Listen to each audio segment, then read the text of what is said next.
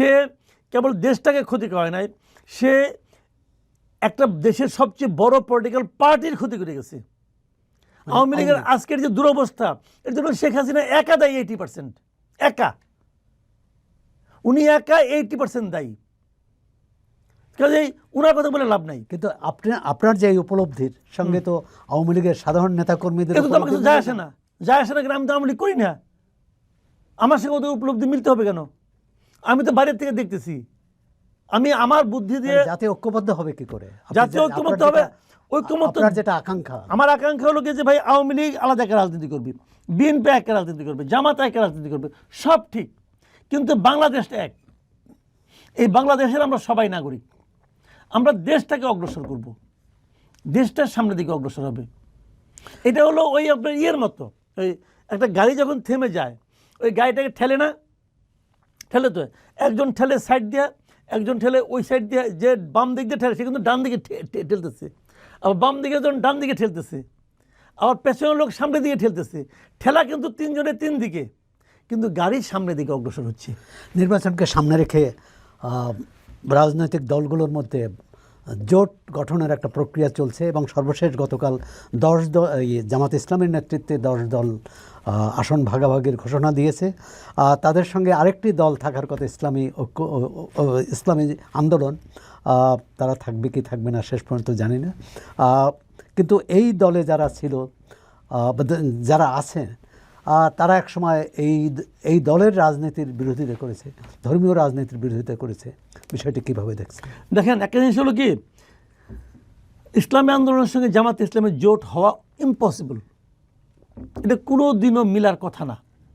কারণ ইসলামী আন্দোলনের লিডারদের যে মানে নীতি, তাদের যে আদর্শ, তার সঙ্গে জামাতের আদর্শ একদম বিপরীত। ইসলামী আন্দোলনের লিডারদের আমি এই কথা নিজে মুখে শুনতে তারা বলছে, আমি ভিডিওতে দেখেছি, যে জামাত করলে পরে তার ইমান থাকবে না, জামাত ইসলাম করলে তার ইমান থাকবে না, নষ্ট হয়ে যায়। কথা ইসলামী আন্দোলন অনেক বলছে। এই আন্দোলনটা বেসিক্যালি ছিল হলো একটি নির্বাচনী জোট, তাদের জোটটা ছিল নির্বাচনী জোট, নির্বাচনকে কেন্দ্র করে এই জোটটা হতো। উভয় পক্ষের অপরিসীম লোভের কাছে তাদের আদর্শ পরাভূত হবে, এটাই স্বাভাবিক। এদের যে চরিত্র আমি দেখেছি, এরা লোভের কাছে পরাভূত হবে, কাজে আবার মিলেও যেতে পারে। কিন্তু যদি মিলেও যায়, সেখানেও আশঙ্কা আছে। আশঙ্কাটা হলো এই যে নির্বাচনের পর তারা তো জোট হিসেবে একত্র থাকতে পারবে না, উনি যে আবার মারামারি করবে। কারণ এখানে তো নীতি নৈতিকতার প্রশ্ন। শুনেন, গণতন্ত্রে ভিন্ন মত থাকতে পারে, গণতন্ত্রে এই দল এরকম বলবে, ওই দল এরকম বলবে, আমি কিছু ছাড় দিব, তুমি কিছু ছাড় দাও, এইভাবে গণতন্ত্র চলতে পারে। কিন্তু ধর্মে কিন্তু ভাই এটা হয় না। জামাত ইসলামকে ওয়াহাবিবাদী ধারার রাজনৈতিক দল হিসেবে চিহ্নিত করা হয় এবং এক ধরনের কট্টরপন্থা রাজনৈতিক দল। কিন্তু তারা তো এবারে এই ইসলামী দলগুলোর বাইরে জাতীয় নাগরিক পার্টি, লিবারেল ডেমোক্রেটিক পার্টির মতো দলকে নিতে পেরেছে। এটি কি তাদের রাজনৈতিক সাফল্য বলে মনে করেন? নিতে পারে নাই, বরঞ্চ আমি বলি যে একাধিক চরিত্রহীন ব্যক্তি এক জায়গায় হয়েছে, একাধিক আদর্শহীন ব্যক্তি এক জায়গায় হয়েছে, একাধিক আদর্শহীন দল এক জায়গায় হয়েছে। এদের কারো কোনো আদর্শ নাই এবং আতঙ্কের বিষয়। যাদের বিরুদ্ধে লড়াই করার জন্য এই জোট গঠন করেছে, তারা কি আদর্শবান? আমি ওরা আদর্শবান বলছি না, ওটা ওদেরকে আদর্শবান বলছি, ওই আলোচনা হচ্ছে না। আলোচনা হচ্ছে এখানে যারা মিলছে। দেখেন, এই লোকগুলো দুদিন আগে পরস্পরের বিরুদ্ধে কথা বলছে, হঠাৎ করে এমপি হওয়ার লোভে একত্র হয়ে গেছে। যদি এমপি হতে না পারে আবার ঝগড়া করবে, যদি এমপি হতে পারে তারপরেও ঝগড়া করবে। তারা এমপি হওয়ার লোভে তারা বেসিক্যালি সাধারণ ভোটারদেরকে প্রতারণা করতেছে। অলি আহমেদ বলেন আপনি, অলি আহমেদ এর সঙ্গে যুক্ত হওয়ার আগে তার ইহকালে কোনোদিন সে জামাতের কোনো কর্মকাণ্ডের প্রশংসা করছে? আরে অলি আহমেদের রাজনীতি তো শেষ করে দিয়েছে জামাত। অলি আহমেদের যে রাজনীতি, সেটা তো শাহজাহান চৌধুরী শেষ করে দিয়েছে। এবং তখন জোটের মধ্যে সে দুই জায়গায় দাঁড়াবে, এক জায়গায় সে দাঁড়াবে, এক জায়গায় তার বউ দাঁড়াবে, এটা নিয়ে তো তার সঙ্গে বিএনপি ঝামেলা। তাহলে সে তো বিএনপি বড় নেতা ছিল রে ভাই, সে তো এই 11 বছর ওদের সঙ্গে গেছে। তিনি কেন বুড়া বয়সে যদি একটা এমপি হইতে পারি, আর কিছু না, এতে তো লোভ তো অন্তহীন। কিন্তু জুলাই অভ্যুত্থানের যারা নেতৃত্ব দিয়েছে অথবা জুলাই যোদ্ধা হিসেবে পরিচিত এনসিপি কেন জামাতের সঙ্গে? এনসিপি তো সবসময় সবাই বলতো এই যে আমাদের এই যে ফজলুর রহমান ভাই বলতো না মাঝে মাঝে, অ্যাডভোকেট ফজলুর রহমান বিএনপির, যে এনসিপির বলতো যে এরা তো জামাত, এরা তো আলবা ধরা জায়গার পোলাপান বলতো, কিন্তু ওনার বলার ভঙ্গিটা তোমার অন্যরকম ছিল, কিন্তু উনি তো সত্য কথা বলছেন, উনি তো দার্শনিক আমার কাছে আমার মনে হয়, কারণ উনি যেটা বলছে ওটাই তো প্রমাণ হয়েছে।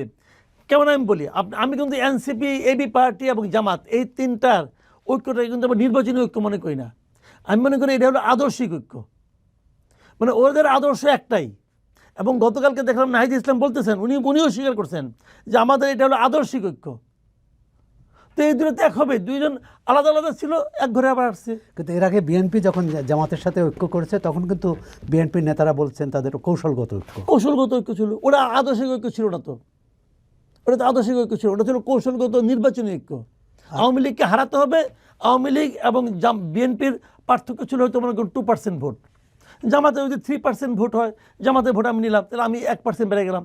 জামাতে যদি 7% ভোট হয়, ওইটা আমি নিলাম, আমি তাহলে বাইরে গেলাম 4% ভোট। হিসাব তো এটাই। এই জন্য ওরা নিয়েছে জামাতকে, ওরা নিয়েছে জাতীয় পার্টিকে, ওটা তো ভোটের হিসাবের জন্য। রাজনৈতিক দলগুলোর নীতি আদর্শ নিয়ে আমরা কথা বললাম, জোট ভাঙ্গা করা, কিন্তু নির্বাচনের যে প্রস্তুতি, নির্বাচনের যে পরিবেশ থাকা দরকার সেটা কতটা আছে, বা সরকারের প্রস্তুতি? দেখেন, এটা একটা জটিল প্রশ্ন। জটিল প্রশ্ন এই কারণে যে, যেমন ধরেন আমরা সাধারণত বলি যে আইন শৃঙ্খলা পরিস্থিতি ভালো না, পুলিশের পারফরমেন্স ভালো না, এগুলো আমরা বলি, এবং আগামী দিনে এইরকমই খারাপই থাকবে। পুলিশের তো দরকারই হয় না যদি নির্বাচনী মাঠে কোনো সংঘাত না হয়, যদি মানুষ শান্তিপূর্ণভাবে ভোট দিতে যায়, দলগুলো যদি আচরণবিধি মেনে চলে, তাহলে তো পুলিশের কোনো দরকার হয় না। তো এখন এই দলগুলো নিজেদের মধ্যে আচরণবিধি মানবে কিনা, ভাঙবে কিনা, বড় বড় কঠিন। অনেকগুলি ফ্যাক্টর এখানে কাজ করে। যেমন বিভিন্ন জায়গায় আচরণবিধি লঙ্ঘনের অভিযোগ এসেছে।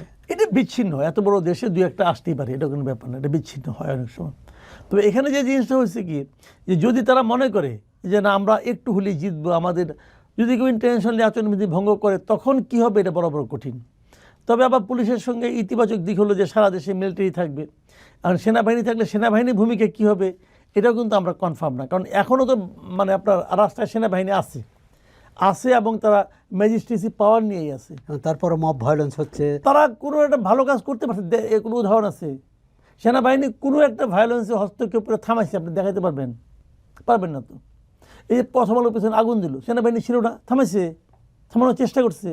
ডেইলি স্টারে সেনাবাহিনী থামানোর চেষ্টা করছে, 32 সময় ভাঙলো, সেনাবাহিনী থামানোর চেষ্টা করছে। তো এই ক্ষেত্রে আপনি কাকে বেশি দায়ী করবেন, যারা সেখানে দায়িত্বপ্রাপ্ত ছিল না যারা তাদেরকে দায়িত্ব? সেনাবাহিনী বলেন, পুলিশ বলেন, এই সমস্ত সশস্ত্র বাহিনী যারা আছে, এরা তো অর্ডারে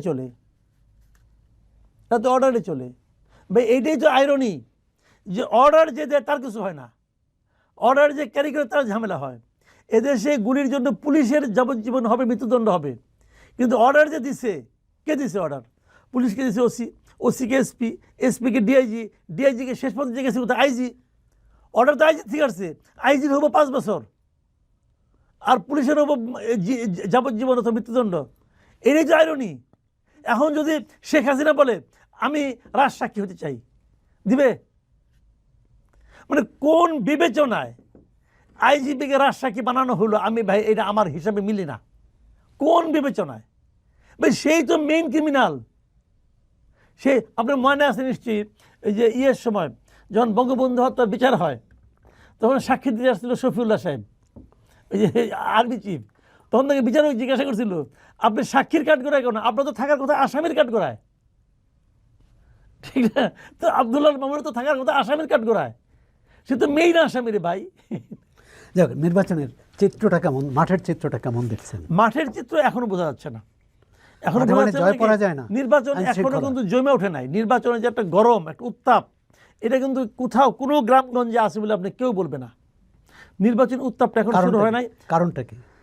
কারণটা হলো কেউ ভাবছে আমি নিশ্চিত জিতবো, আমার তো মাঠে নামার দরকার কি, ভোটারের কাছে যাওয়ার দরকার কি। কেউ ভাবছে ভোটার আর ভোট দিব কই, ভোটার হাতে তো অপশন নাই, আমি ছাড়া যাওয়ার জায়গা নাই, এরকম আত্মবিশ্বাস।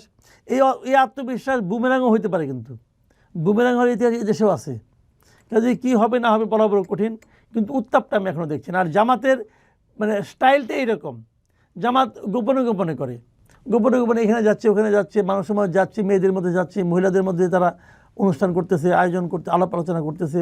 আর তাছাড়া জামাত তো ইদানিং একটা নতুন রাজনৈতিক ধারার প্রবর্তক হয়েছে, সেটা হলো গুপ্ত রাজনীতি।